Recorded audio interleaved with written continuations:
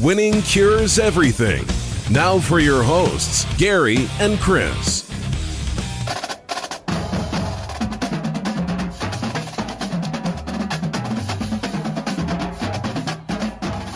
Welcome in. Winning cures everything. It is the Sunday morning college football week 5 reaction and recap show. It is October the 3rd. I'm Gary.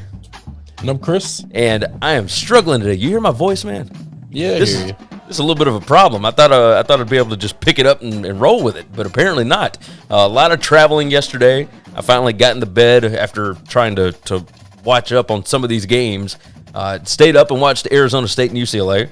It's probably a dumb idea on my part, but after being in Tuscaloosa all day, I had to make sure that I kept up with what was happening late night. And then this morning, I got up super early and tried to watch back through. You know, on YouTube they have these 30-minute games where you can go through and like watch. So I watched Kentucky, Florida, because I listened to it on the radio. So I had to go see what in the world was happening with Florida.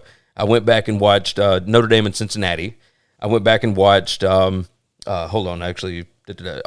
Auburn and LSU. I did not actually watch Auburn and LSU. Arizona State, I watched that one. Oh, Texas TCU. I went back and watched Texas TCU because that just seemed like a crazy game. So we got a lot to discuss, and we're going to try and shorten it down. We don't want to go an hour and a half, so we're going to try and fit it into an hour.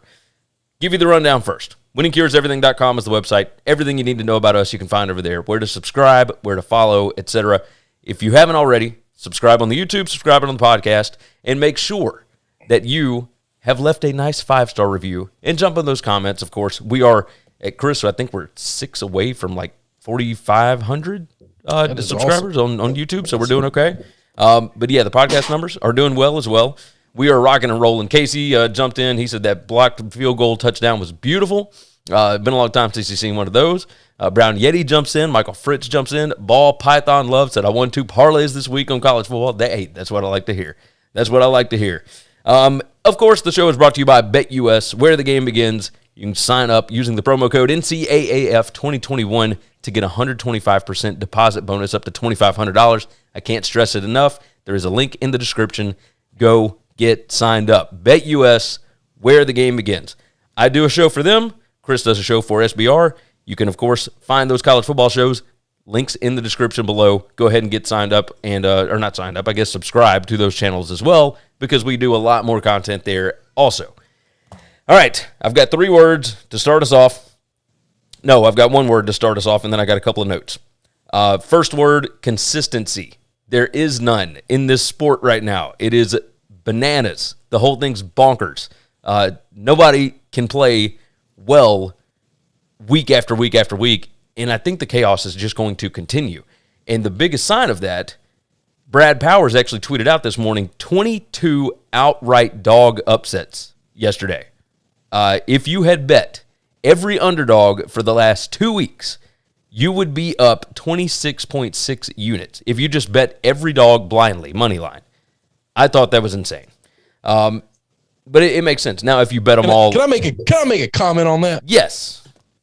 That sounds like a good thing. That sounds like for a guy like me who likes to bet dogs. When I picked 8 underdogs yesterday, 8 underdogs, I won 2 of them.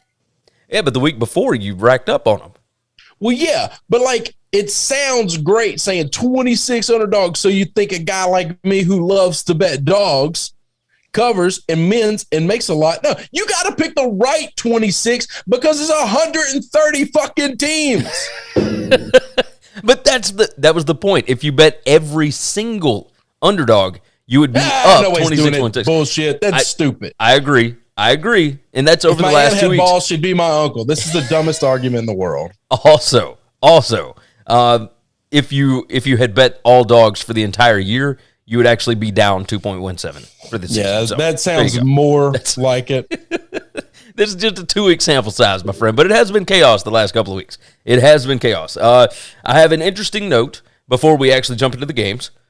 There are only 3 teams that have not trailed for a single second in any game this season. All right, so you already know the first 2, right? So you got Alabama, Georgia. Do you know who the third one is? Coastal Carolina. No. I don't know. I just guessed a team that I thought was pretty good. your Jim Harbaugh-led Michigan Wolverines. Oh, yeah, Michigan. I actually did know that, and I was just trying to be a dick.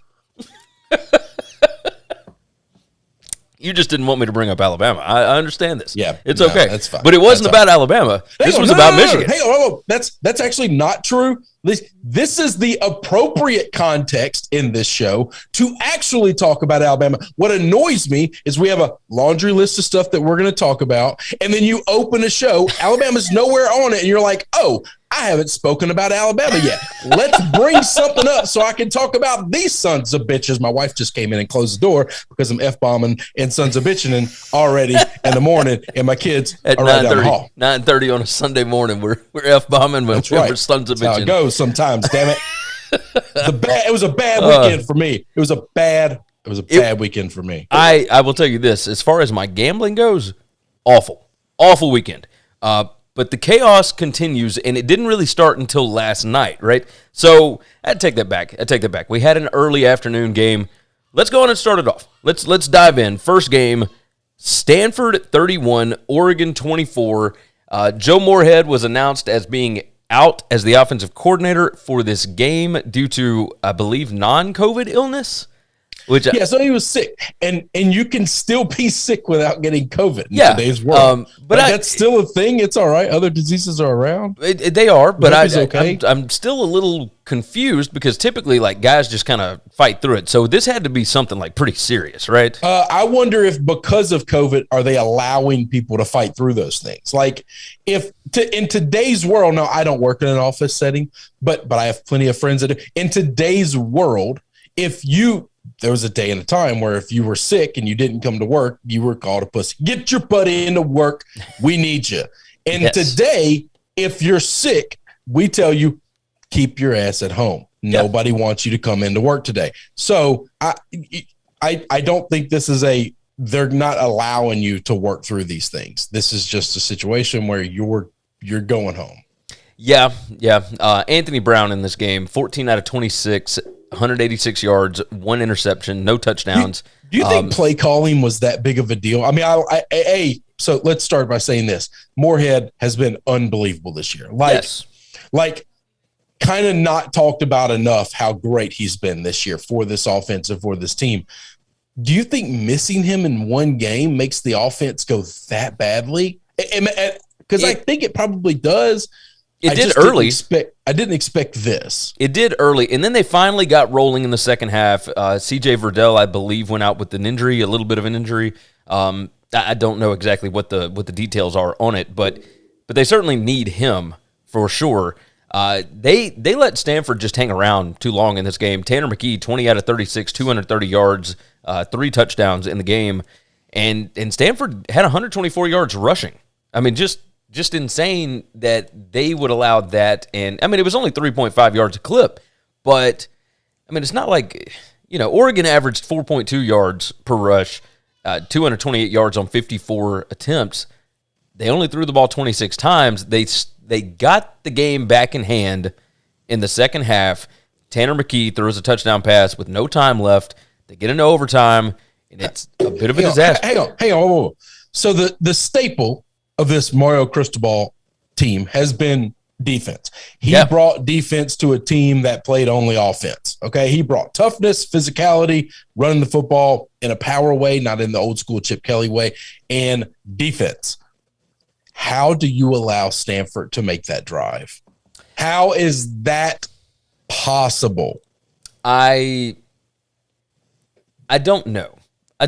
I mean, we can try and blame it on injuries if we want to. We can try. There's no real explanation. There's no real excuse. You cannot allow that to happen. It was 11 plays, 88 yards. You can't allow it. In what?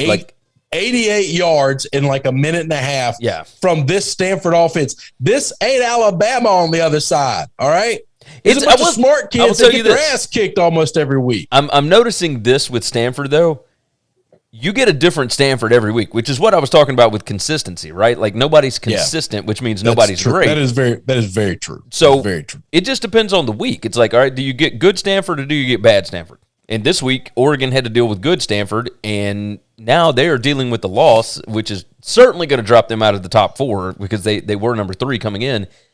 But now, they had their mulligan, right? They had one mulligan because they had already lost to Ohio State, and now you got no more for the rest of the season. No. They beat Ohio State. I mean, sorry. They had already beaten Ohio State, which means they had one mulligan in the Pac-12, and now they got no more for the rest of the season. They can still make the playoff, but it's going to be tough. You know what's going to be nuts? This whole alliance thing, and this is super hypothetical. We got a lot of football left to play. But if we get to a point late in the season where Ohio State has won out and Oregon has won out and they're both one-loss teams, who do you think the committee is going to let in? Ohio State.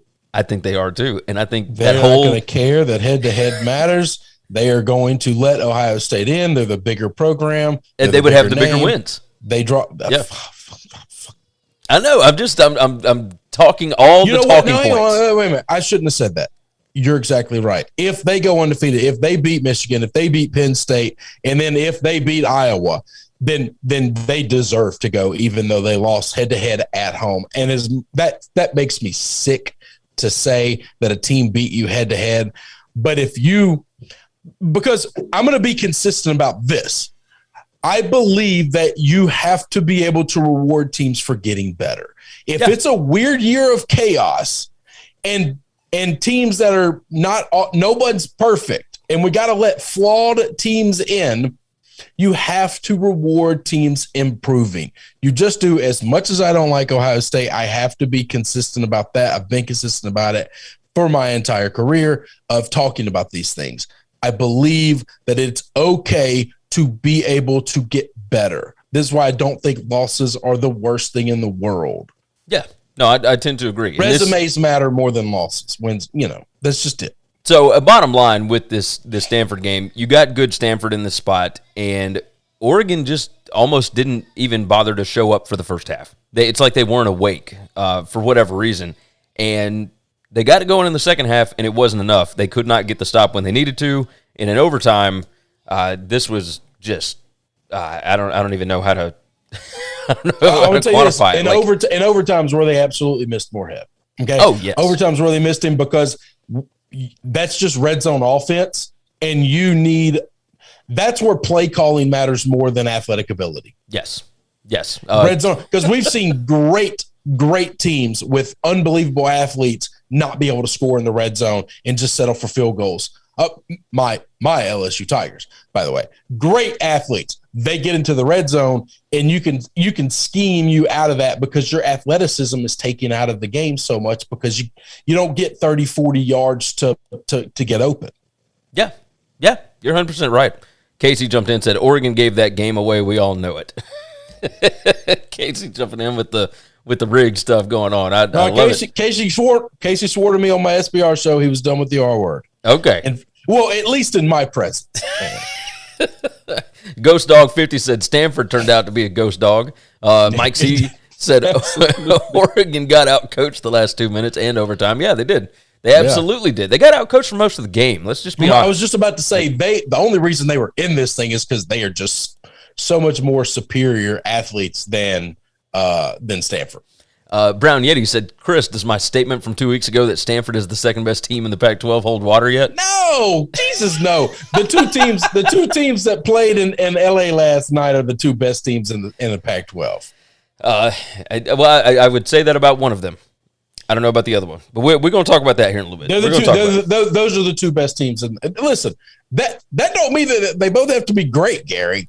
That just means they're the two best teams in the Pac-12. Right? I didn't say the Pac-12 was good. That's a disaster. That's such a disaster.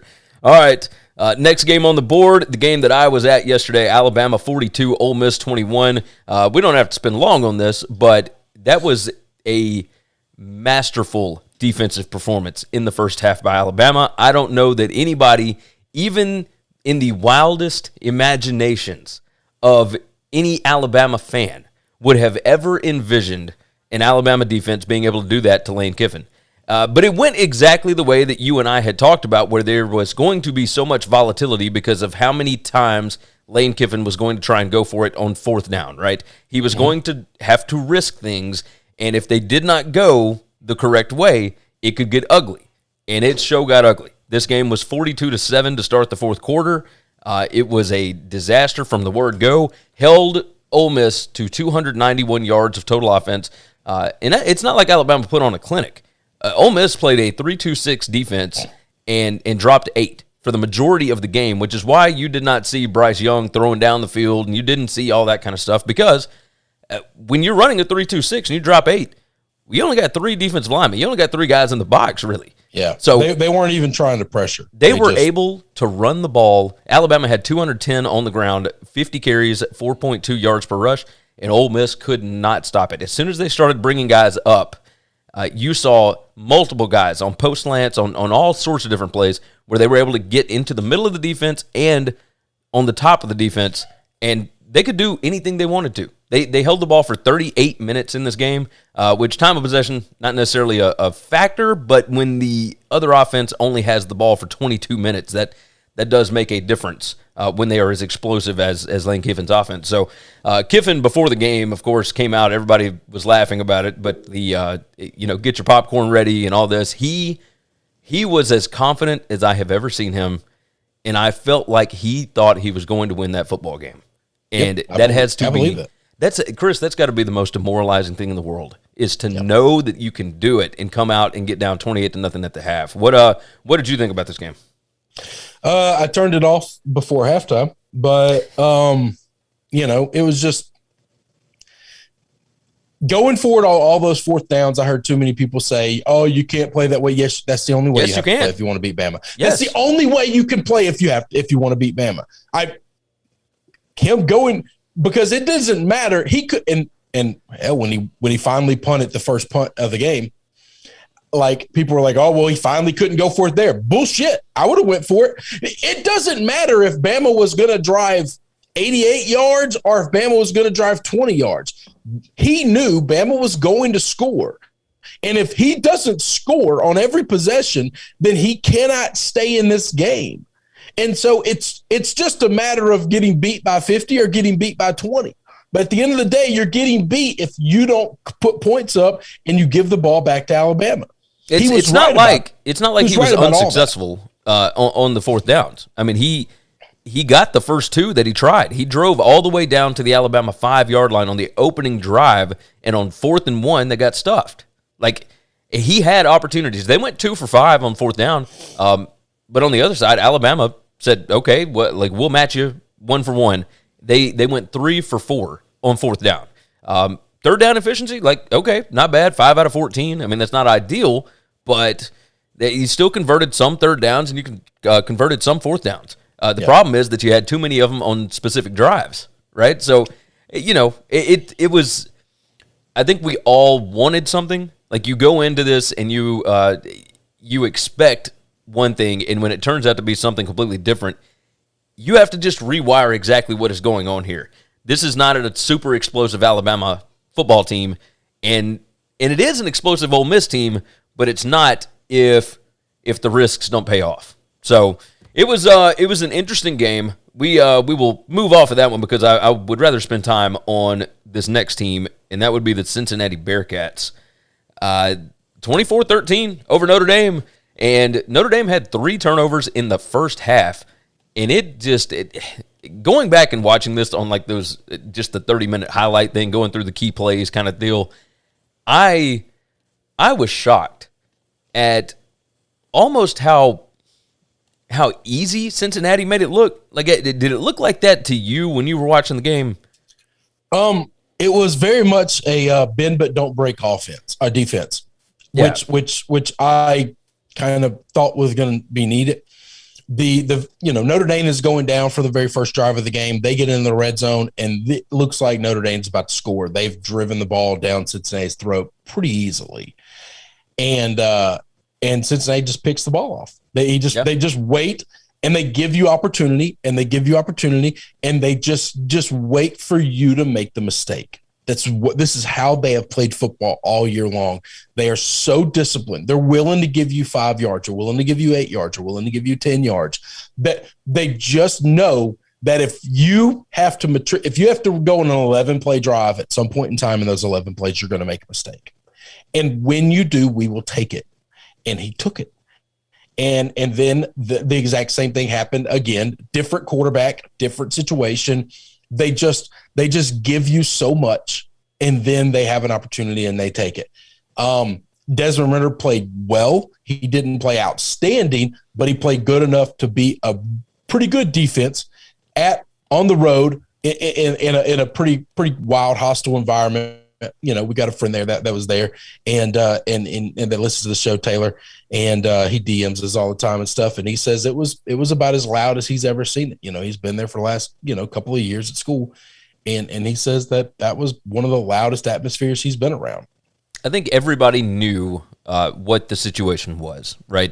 This could be for a playoff spot for both teams. It was a massive game. Neither one allowed the other team to rush the ball at all. Nope. You had 89 yards rushing on 30 attempts for Cincinnati. You had 84 rushing on 28 attempts for Notre Dame. Have you seen all the different tweets about maybe Brian Kelly was just a sleeper agent for Cincinnati? And he was sent to Notre Dame years ago, looking ahead to exactly this moment. Like, all that stuff kind of cracked me up. I know it's all a joke, but I don't care about any of that. It certainly cracked me up. But again, there were a ton of storylines. We talked about it on the show on Friday. Just a lot that went into this game, and 3 turnovers in the first half for Notre Dame was almost the death knell for them, and they found a way to fight back. And I thought it was pretty respectable that they were able to get back in this ballgame. They've got a crazy schedule coming up. They got, headed to Lane Stadium next week with Virginia Tech, but I don't see anything out of this team that would make me think that they are not going to be consistently good the rest of the season. Like, this is still like a 10-win team to me. That's right. So, no, I was about to say I've looked at that schedule.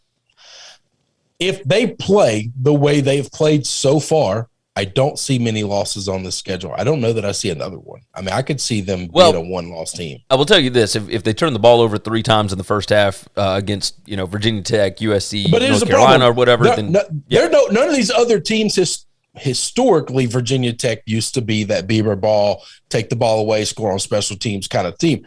I don't know that team's that team today. Okay, none of the other defenses in front of them are anywhere close to as good as Cincinnati's. Yeah. Yeah. So to say that if you do this, no, Cincinnati took those balls away. They didn't give them. They didn't make mistakes. I don't think the 2 interceptions were bad throws. I think the defensive guys made a hell of a move on the football. Yeah. No, you're not wrong about that. You're not wrong. So let's jump off of that one. Let's keep the train rolling here, and we are going to jump into I want to say the big upset of the night, the big whammer, whatever you want to call it. Kentucky gets the win in Lexington against Florida, 20-13. For the first time since 1986, they beat the Gators at home, and this was massive. I mean, it took everything that you could think of for Kentucky to be able to get this win. Of course, the 76-yard return of a blocked field goal at the end of the game. All right, so did you have this on one of your screens? Yeah. Okay. End of the game, of course, Kentucky has gone up 20-10 with 11 minutes left, 10 minutes left, whatever it was. They were pretty in control after the interception. Right. So they give up a field goal with 7-6. Hold on, it's somewhere around there. They give up a field goal and they don't do anything on. Casey jumps in and said, not an upset. Yes, it was an upset. They were nearly double-digit dogs to start off the week anyway. They give up that field goal, and then they don't do anything on offense, and they have to give the ball back to Florida. And Florida comes out and immediately throws 2 passes to move the ball 30 yards down the field. And I thought, man, what heartbreaking way are the Wildcats going to find to lose this game this time? Right? Because we have seen it so many times, and they didn't let it happen. Absolutely didn't let it happen. If you look at the stats, Kentucky had 224 yards of total offense in this game. That's it. Florida had 382, so they outgained them by about 160 yards. This was it wasn't turnovers. It wasn't whatever. It was a blocked field goal that basically changed the entire game. These two teams were dead even. I was a little shocked at that because Florida, we expected one thing from, but we did not get it. And Kentucky has been turning the ball over, hand over foot for 3 weeks now. And I think that Kentucky has got a real shot to make some noise in the SEC. Like, this is another possible 10-11 win Kentucky team. Right. Now, again, the consistency thing is the issue. You can get beat by anybody, but you can also beat anybody. So I don't know that I believe the 10-11 win thing. And this is not a knock on Kentucky. I think the SEC is going to cannibalize itself. Outside of Georgia and Alabama, I think everybody else is going to finish with 3 or 4 losses. So Kentucky, here's what Kentucky's got left. They got LSU at home this week. They got Georgia at Mississippi State, Tennessee at Vandy, New Mexico State at Louisville. Yes, they could lose 3 of those games. All of those SEC games, they could absolutely lose, and all of them they could win. I don't think they will lose all of them, and I'm telling you this, I would bet everything I got they won't win all of them either. I'm not talking about the Georgia game. I'm talking about all the rest. All the rest, I've just watched this conference for 5 weeks now, 6 if you count the week 0, and I'm just telling you that nobody is great outside of the 2 big boys that are going to meet in Atlanta. And everybody else is just fighting like hell for wins. You feel like every game, if you don't win this game, you might not win another SEC game. They're all that important. Yes. Yes, they are. Yes, they are. This was another situation with a home team in a buzzsaw environment, right? So we've talked about Alabama already was as loud as I've ever heard it. Kentucky, as loud and as packed as I've ever heard it. Let's see. Russell Smith said, wrong, Gary. There are 4 teams who haven't been down. BYU has led every game this year. I believe they've actually trailed, though. I believe BYU's trailed. So that's the issue. Like, teams that have not trailed at any point in any game this season is the stat that we're looking at. So, with that said, we are going to move on to the next one. And this was from Friday. I had to bring this game up because I was shocked on this. Iowa 54, Maryland 14. Did you see this coming? Yeah. I saw it the other way. I'm going to tell you this. If this game wasn't in Maryland and we didn't have the mystique, the voodoo that has been happening on these weeknight home dogs, I would have absolutely believed this is exactly how I thought this game would go, except for the fact that it was a Friday night game. Yeah. I mean, I can understand that. If this game had been in Kinnick, I thought there'd be no way. But the home dogs, just everything about it seemed like, and of course, there's the philosophical shift that I've had in college football over the past however many years, where we've discussed great offense beats great defense these days because the rule changes and everything else. The way that teams use space now, I thought that's how we would get this because Talia Tagovailoa, like Baby Tua, had come in as the number 2 PFF graded quarterback in the country. He had zero turnover worthy throws. And I understand he hadn't played anybody, but also Iowa had not played an offense like this. So I thought, all right, even if they kind of try and stalemate each other, I still feel like Iowa does not have the explosive playmakers that Maryland does. I mean, we all know Tyler Goodson's great and everything else, but even that, it wasn't Tyler Goodson by himself in this. A lot of this was 7 turnovers by the Terrapins. 7. Hey, your stat is wrong. BYU hadn't trailed. Really? I just went back through all the games. Amazing. Okay, I need to double check that then. I need to check our analytics. Check the numbers. Check the numbers. I apologize to Russell there. So yeah, interesting. I'm gonna need to go and check and make sure I'm not missing more. But either way, Iowa, complete ass whipping. Yep. This was a train wreck for Maryland. They thought this was going to be a big night. You remember they had this again a few years ago, and Penn State came in there and beat them 59-0. Yeah. I mean, it's the same situation. So if I ever bet on Mike Loxley again, I need you to just remind me, hey, you've done this. When they play power teams, they get destroyed. When they play other finesse teams, they can outrun them. Listen, Baby Tua is starting to look like Big Brother Tua more and more every day. Okay. Mike G said at one point Iowa had more second quarter touchdowns than Maryland had run second quarter plays. That's insane. That is so insane. It really is. That was just a disaster on Friday night. Next game on the board, the Michigan Wolverines get a win, 38-17, and it was not just a win. It was a bludgeoning. Harbaugh said after the game that the Wolverines would not be denied in this game, and he was not wrong. They were otherworldly, I guess would be a way to say it. Early in this game, you could kind of tell that, hey, they're kind of handling these guys on the line of scrimmage. Wisconsin continues to have turnover problems. Graham Mertz is he didn't throw any interceptions, so that's good. But when the season started, if you would have thought this team would have had 3 losses going into the first weekend of October, what would you have? I mean, who would? I would not have thought odds? What kind of odds would you have taken for that? I mean, what would you have had to gotten to make that bet? Because you think you're just throwing away money. Yeah, I mean, I don't even know. I would have never thought it was possible. Like and they got Michigan and Penn State at home. You figure you're getting at least one of those, and you got Eastern Michigan on the schedule, so you got that one win, and you don't think that Notre Dame is going to be very good. So like, I don't. I mean, this was insane.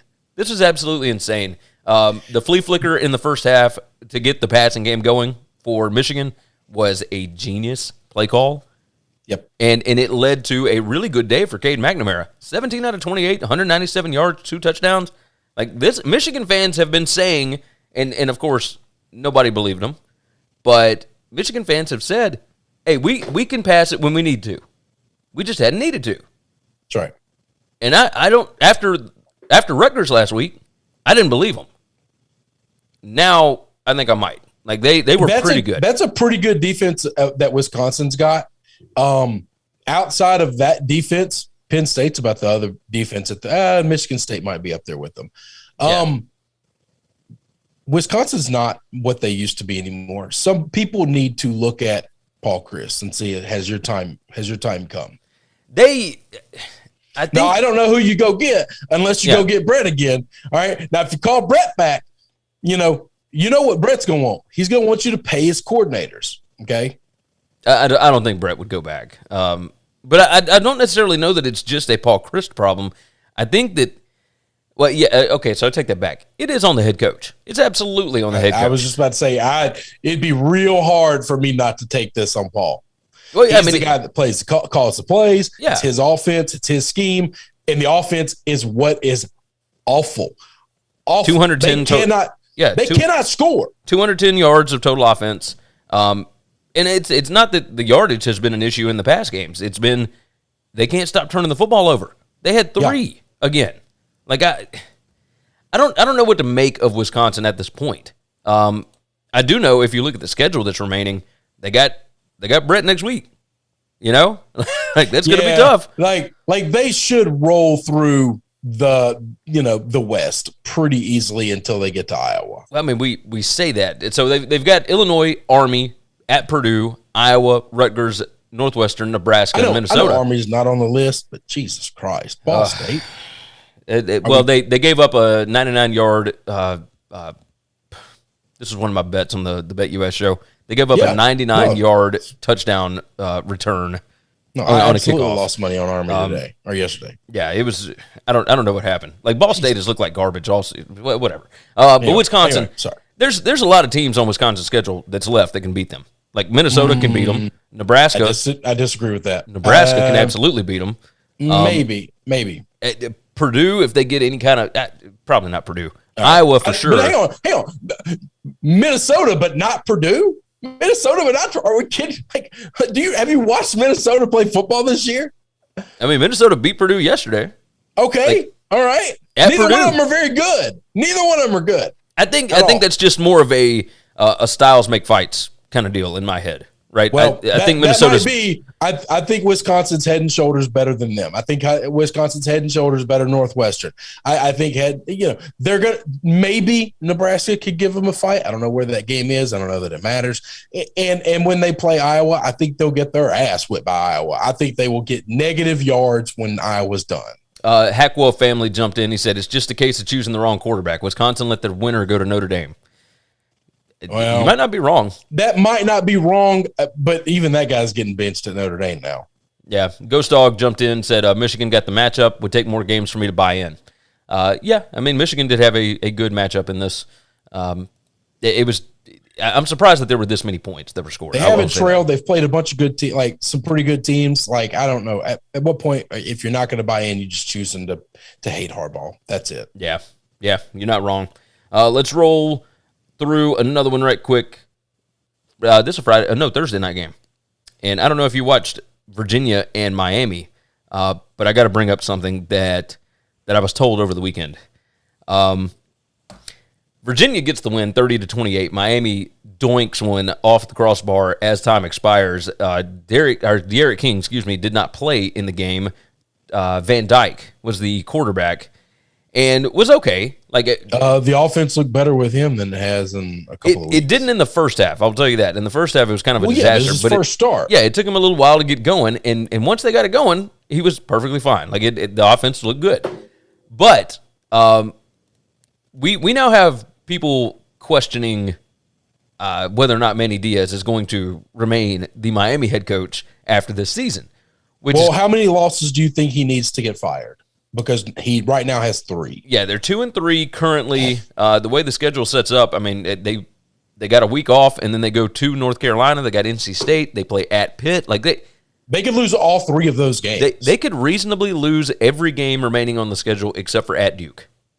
They That's got Virginia Tech, at Florida State. That's probably true. Yeah, Georgia Tech. But this is not like Kentucky could lose those 3 games and Kentucky could win those 3 games. No, they legitimately won't be favored in any of those next 3 games, and I think they're going to get beat kind of bad by some of those teams. I think some of those losses are going to be ugly. It's very possible if they end up with they're going to be losing sitting record. 6-2 after 8 games. 2-6. 2-6. Sorry. Yeah, 2-6. And if that's the case, if they end with a losing record this season, I could absolutely see him being gone. Yes, that's what. But this was my breakdown a couple of weeks ago, maybe, or maybe it was this week. I think they're playing for bowl eligibility. I think they're playing to try to get this. They needed to beat Virginia, in my eyes, with any chance to get to 6-6. Yes. What I heard was that some of the boosters at Miami appear to be infatuated with Hugh Freeze. Oh, that doesn't surprise me at all. Do you think that is a match made in heaven, or is that impossible? Not impossible, Why is it but impossible? So because hang on. You care about fit. You care about culture, or not culture, but you care about, is this guy the right size person for this particular place? Does he agree and align with the politics or the boosters? I don't give a shit about any of that. If you can coach football, he can go out to Cal Berkeley and he could win football games, okay? You could take Mr. Southern Baptist and drop him into Stanford, and he's going to win football games, and they're going to love him, all right? Coaches can coach, Gary. All the rest of that stuff is bullshit. So I have thought like you for a long, long time, and I will tell you, Sam Pittman changed my mind on a lot of this. Guys like O and guys like Sam Pittman, every now and then you're going to get somebody that is a perfect fit. And you know what those people can do? They can do something special every now and then, okay? They can put together a team really special in the short term, but they're not going to be great year in and year out. It's just not that great. If it does, then they're great coaches. Then they could pack their shit and they could go somewhere else and do it as well. Agreed. Okay, that's a valid point. That's a valid point. But the Hugh Freeze to Miami talk I thought was incredibly interesting. But that's about all that was interesting from this game. Bronco gets another big W. He is doing fantastic things at Virginia. He almost pissed that game away. There's no reason they should have been. Man, Miami got dominated in that football game. There was no reason Miami should have been in the place to try to even win the game right there. It was the fact that they got back in it. Virginia was up 19-7, and it should have been worse. It should have been worse. It should have been worse. Virginia did not look good in that game. No. In a game in which you didn't get You didn't lose. That's a good thing, but they didn't look great. They didn't impress me a whole lot. Casey jumped in. Virginia is way better than they looked recently. Yeah. Let's see. Jason Case, Miami's an entertaining embarrassment, except not on the same level as hapless, awful Florida State. Florida State got a win yesterday, by the way. That was good. Field goal, but, Brown Yeti said hookers and blow are easy to find in Miami. Sounds like a good fit for his recruiting style. Ghost Dog said Chris is spot on about coaches. Yes. No, 100%. Like, if you're a good coach, if you're a rock star, you're going to be a rock star anywhere. It's just, I don't know how many rock stars there are. Like, I think Hugh Freeze is one. Okay. Then it doesn't matter. So where it doesn't matter. Then. But I don't know. Like, it's all the baggage and whatnot. I guess Miami, like, doesn't care about baggage at this point. They just get us some wins, damn it. Like, we got to find something going on. All right. Next game on the board. Who have we got? Oh, God almighty. We got to talk about it. Auburn 24, LSU 19. So this is the biggest upset of the night. It wasn't Kentucky, Florida. It's been what? 1999. Yeah. 1999. So 22 years. 22 years in. Yeah. Since Auburn's gone into Baton Rouge and won a football game. Give me. This is the issue with having a quarterback like Bo Nix, right? Is if you're an Auburn fan, you don't know what you're going to get week in and week out. And it's the word that I brought up at the beginning of the show, consistency.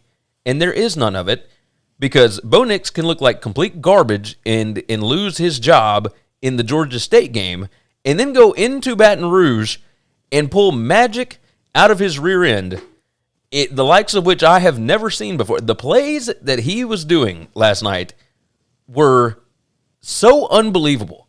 And they never should have. LSU was up 19-10 in the fourth quarter. What do you make of this game? I mean, what do we even do here? Well, the problem is LSU was up 19-10 and not 28-10. Okay, right. 4 field goals. Like four field goals in the red zone. LSU is one-dimensional. I know you want to talk about Bo. We'll get to Bo. No. I want to talk about LSU. How we got here is LSU cannot run the football. And when your offense is moving up and down the field a lot, that's not a big deal. When it's 3rd and 1 or 2, that's a problem. When it's 4th and goal or 3rd and goal from the 1 yard line, that's a problem that you can't get a yard. And now you're throwing the football to get 1 yard because you can't run it. Let me interrupt you. There was a 4th down that LSU went for. I don't know if it was in the 3rd quarter or the 4th quarter, but they lined up. They were on the 25-yard line, and it was 4th and 1, and they lined up and they ran it, and they were able to get the first down. But my God, it was barely. But it seemed like O was saying, we have got to establish the line of scrimmage. And they were able to do it on that one play, and then they still, even after getting a first down at the 24, still had to settle for a field goal on that drive. And at that point, I thought, they are in trouble. They are in big trouble in this spot. So LSU rushing for the game, 26 attempts for 11 yards. 11 yards. What was it? The long? There was the long was 11 yards. Corey Kiner ran for 11 yards on. Was it 11? I thought it was closer to 20 yards. Anyway, maybe it just seemed like it because they hadn't ran 4 at all the entire day.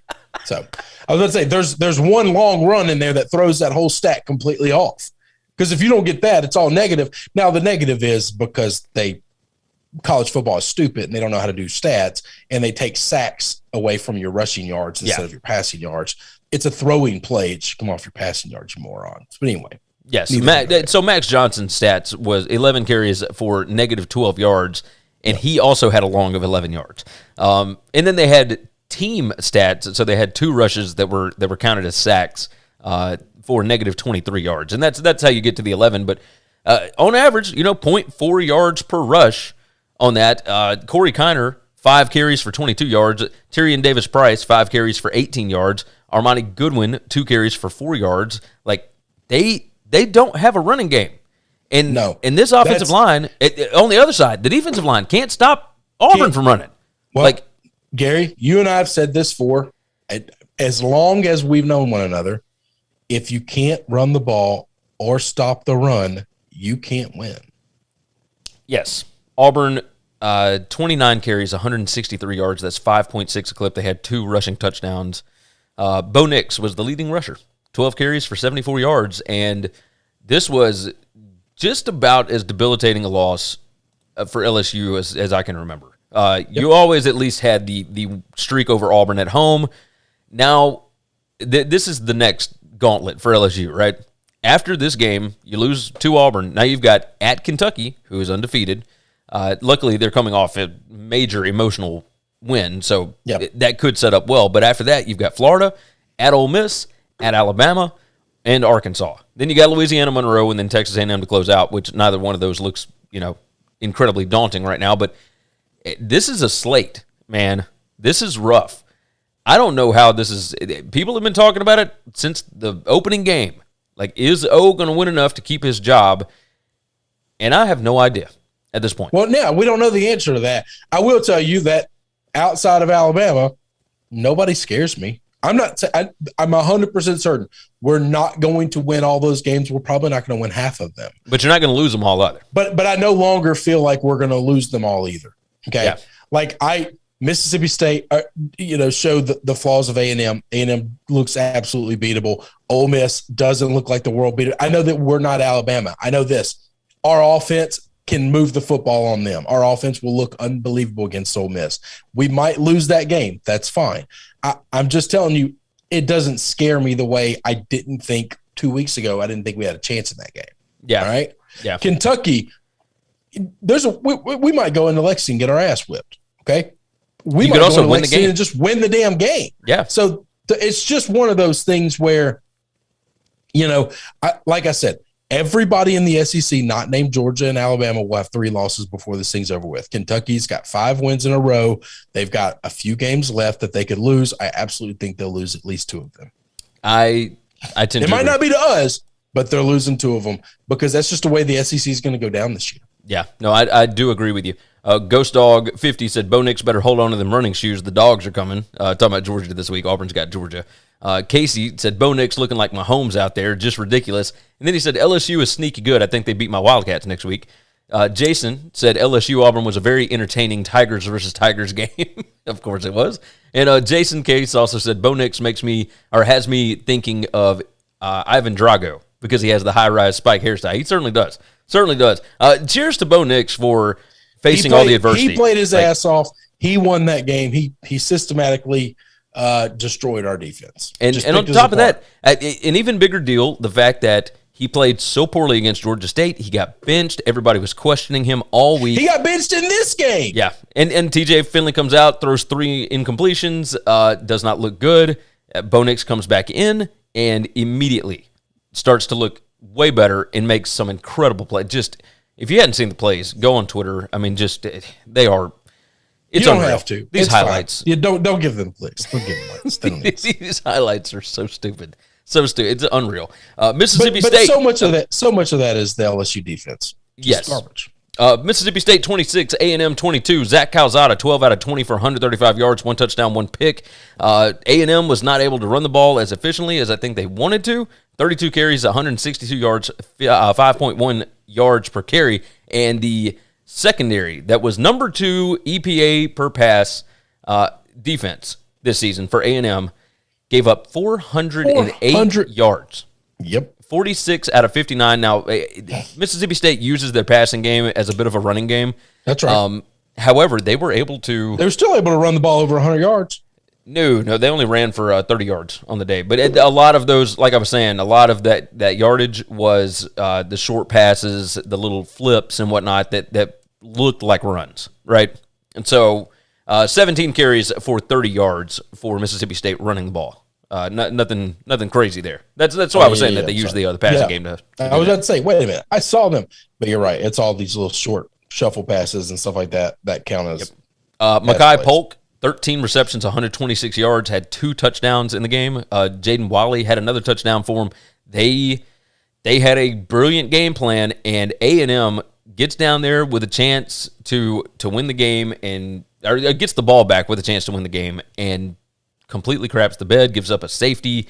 Like, this is A&M fans' worst nightmare is you lose to Arkansas and Mississippi State right before going into a primetime game against Alabama. CBS has got to be kicking themselves. Well, right yeah, now. This is the problem. CBS needs to be smarter than this. Why can't they change the game? Agreed. Like, why choose it 2 weeks out? I don't understand. I'm sure that the numbers are going to be okay, I guess. But you just had Alabama. You're going to have Alabama 2 weeks in a row kicking the shit out of people. That's what you want to do. I mean, I'm sure that's what Gary Daniels wants to do. But you're probably not wrong on that. Let's talk about the late game last night. Arizona State and UCLA. Arizona State gets the win at 42-23. This was a bit of a beating. I mean, they outscored UCLA 18-0 in the second half, and once we got out of halftime, they got that first goal. Like, it was kind of never in doubt. Like, it felt like Arizona State had control of this game even before halftime. Like, they just looked like the better team overall. I kept waiting for a mistake from Herm's bunch because they've been making them all year. They've been making stupid penalties and all kinds of things, and they were just the better football team. Yeah, they absolutely were the better football team. UCLA made they're the ones that made the mistakes, and Arizona State didn't. Arizona State ran the football really well on this team. Jaden Daniels, 13 out of 19 for 286 yards passing, had 2 touchdowns, no interceptions. They ran the ball 33 times for 177 yards. That's 5.5 a clip. 3 touchdowns rushing, and UCLA was able to run some. They got 200 yards on the ground, but it took 52 carries to get them there. 3.8 a clip, had 1 touchdown. DTR wasn't bad. Like, 21 out of 32, 235 yards, 1 touchdown. It just seemed like overall Arizona State was able to get stops when they needed to. There was no turnover advantage. The penalty yardage was insane. 8 penalties for UCLA for 89 yards. And Arizona State, this has been the bugaboo for them for a while. 6 penalties for only 51 yards. Like, they kind of cleaned that up. And once you clean up those mistakes, you're tough to beat. Like, this is a good football team. They're 4-1. They lost to BYU on the road. And, now Arizona State, you got Stanford, weeknight game this week. And then you've got at Utah, Washington State, USC. Like, Arizona State could lose to anybody and they could beat anybody. But they looked like I do think they're one of the best 2 teams in the Pac-12. Yeah, 100%. Texas TCU. Let's dive into that one right quick. 32-27. Texas gets the W, and this game was over with that targeting call that was not called on the field. But so remind me how this went down. It was Gary one of Patterson, the first drives of the game. So they held Texas to a 4th down. They had to punt from inside their own 10-yard line or something like that. Yep. And they had to call a timeout. Gary Patterson had to because they only had 9 guys on the field. Yeah, I was about to say they didn't even have 10. They only had 9 guys on the field. So they call a timeout, and when they call the timeout, that gives the refs time to go back and review what happened on the play before. They call targeting. They kick T.J. Carter out of the game, who is a transfer in from Memphis, fantastic safety. Once he was gone, you knew that game was pretty much done, and then they allowed Texas to drive down the field on that same drive. You had them stopped, and you had the ball back with a lead, and they just, mistakes. It was exactly what we talked about on the show last week, where everything that Texas is good at on offense is what TCU is bad at stopping, and they're especially bad when their best safety is out of the ballgame. So this was a train wreck. I thought TCU was going to be way better. Well, the biggest issue is, so that sucked and that hurt, and Texas's offense is really good, and they're hard to stop to begin with. The biggest issue is TCU could not score the second half of the game. Yes, 100%. Texas offense looked fine. Offense looked great. They had things rolling, moving. I'm trying to find the breakdown. And they get into the second half of this thing, and they just, they've got 17 points going into halftime, and they basically get a garbage time touchdown at the very end of the game. Yeah, with 4 minutes left when the game's out of hand, basically is the next time they find the end zone. I don't understand why they don't run Zach Evans more. I don't know either. I can't understand this offense. There are drives when this offense looks unbelievable, and there are drives when this offense just looks like they don't know what in the hell they're doing. Modest Cowboy jumped in on the chat. He said Texas next 2 weeks will prove if they're the best team in the Big 12. Obviously, Red River is this weekend, and then they've got Oklahoma State the week after that. And then, of course, it's not just the next 2 weeks. It's the next 4 weeks because you got a gauntlet coming up. You got Oklahoma State, then a bye week at Baylor and at Iowa State. Like Texas is about to go through it. They are about to go through it. So we talked about this part of the schedule in the offseason. And if you can get through this, without taking another L, Casey Thompson did not look good in this game for the first time since he took over the starting job. 12 out of 22, 142 yards, 1 touchdown, 1 pick. But Bijan Robinson took over. 35 carries, 216 yards, that's 6.2 a clip, 2 touchdowns. Just unreal. And Zach Evans only got the ball 15 times, but ran for 113 yards. That's 7.5 a clip and 1 touchdown. Had a long of 33 in this game. I just don't understand why they don't use him more because they couldn't stop him. It's like when Georgia was playing LSU and they refused to run Holyfield even though he was like getting 8 yards every time he touched the ball. Yes. Like what are we doing? Like what works? Just run it. They just kept putting Swift in, and that LSU defense just kept busting his ass. It's unreal. Late night game. Hawaii upsets Fresno State, the darlings of the G5 this season after they got a big win over UCLA. And it was a close game, but Hawaii scores 17 points in the fourth quarter and holds Fresno State scoreless and intercepts a pass inside the 10-yard line with very little time left on the clock that would have, Fresno at least would have had a field goal set up. This was interesting. Hawaii had a different quarterback in this game, Braden Shager. I was just about to say them making the quarterback change was everything. Yes. On top of that, they didn't throw at them. I mean, he was only 11 out of 27 for 116 yards, but he threw 2 touchdowns and running the ball, man.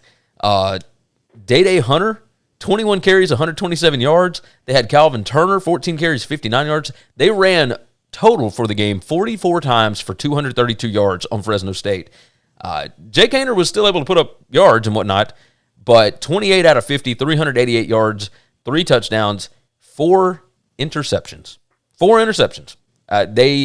You can't get over that.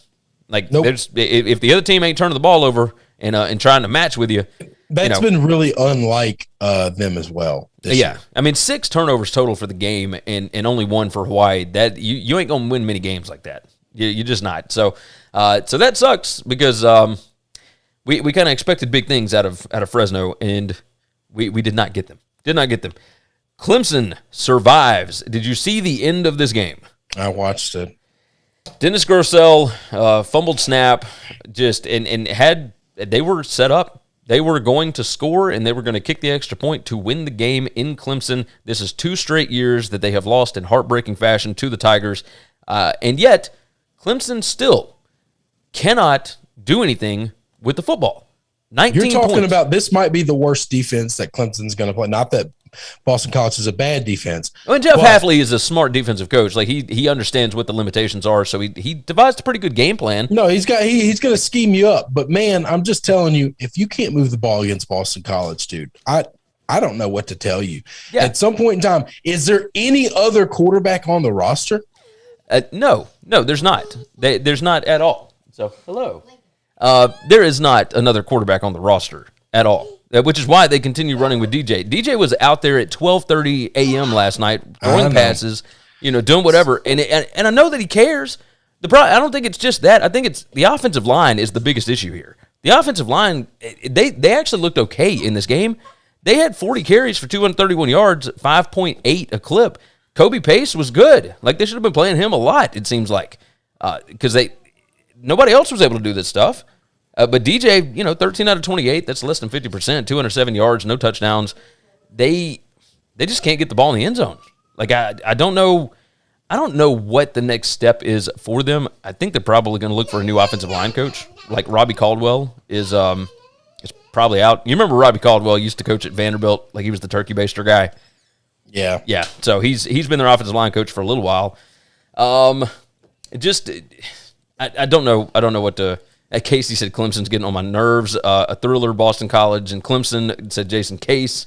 I don't know what to make of Clemson anymore.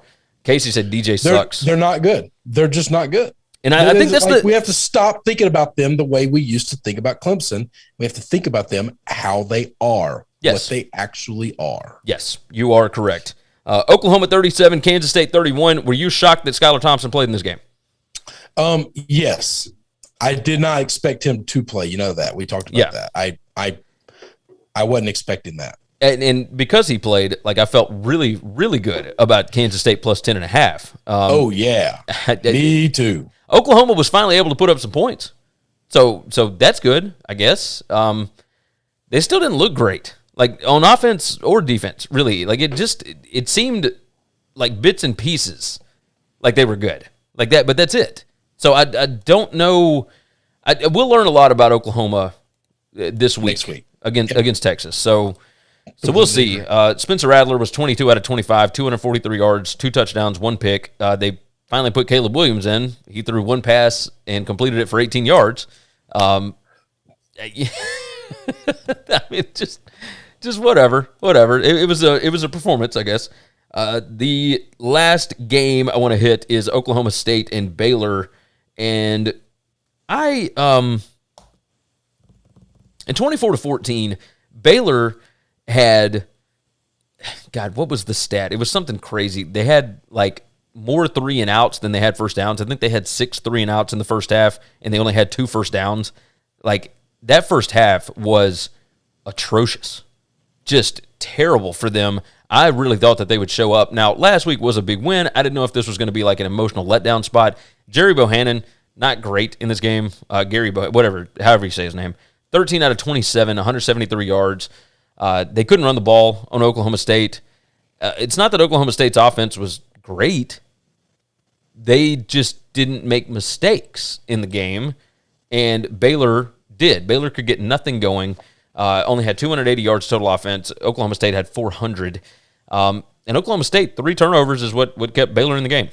That's right. This was a weird game from the very start. It was just, I couldn't figure this thing out. How does Oklahoma State keep finding running backs? Like, just different. They have a different running back that steps up basically every year. And Jalen Warren is at 36 carries, 125 yards, 2 touchdowns. Like, he's been doing this week in and week out. He's kind of been their saving grace, hasn't he? For a team that can't run the football, it ain't because of our running backs. Running back is the most overrated position in the team. Yeah. They seem to always find, like, they had, who was the guy that came in last year? It wasn't L.D. Brown, was it? I don't remember that. Took Chuba's spot? Yeah. Like, somebody came in and took over for Chuba, and I mean, Chuba's in the NFL now, but, like, Chuba was great one year, and then they brought in somebody else last year, and now they've got Jalen Warren in, and, all of them seem to do well. Like, they just take over for each other. Spencer Sanders, the 3 interceptions thing drives me nuts. I can't figure this kid out at all. At all. Casey said Sanders isn't good. Is not good. I want to, you know what? We're not going to worry about it. I wanted to talk about Colorado State and Air Force not joining the AAC, but how about we hit that on Tuesday? Is that okay? Yeah. Let's do that. All right. This has been a lot of fun. We got a lot of people watching right now. If you haven't already, go ahead and hit that like button for us and make sure that you are subscribed to the channel. We certainly appreciate you guys letting us do this on Sunday morning. There is no part of my week that I enjoy more than Chris and I getting to sit and rehash what happened on Saturday and Saturday night.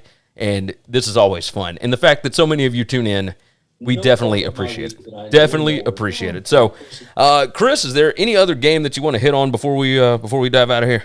Nope. Let's roll. You guys have been fantastic. Again, subscribe to the show on YouTube and on the podcast. Make sure and leave a nice 5-star review. The show is brought to you every week by BetUS, where the game begins. Sign up using the promo code NCAAF2021. It's going to get you a 125% deposit bonus up to $2,500. So click the link in the description. It'll toss that promo code in there for you. You guys have been fantastic. Casey said, later, fam, let's go Chiefs Kingdom. Yeah, we got NFL games to watch today. So more football on the docket, my friends. Go ahead and check out winningcureseverything.com. Subscribe where you need to subscribe. Chris, my brother, I appreciate you so much. And I am looking forward to another fantastic week again next week. So with that said, all of you guys take care of yourself, take care of each other, and hopefully all of your NFL tickets today cash. Thanks for checking out Winning Cures Everything. If you want to keep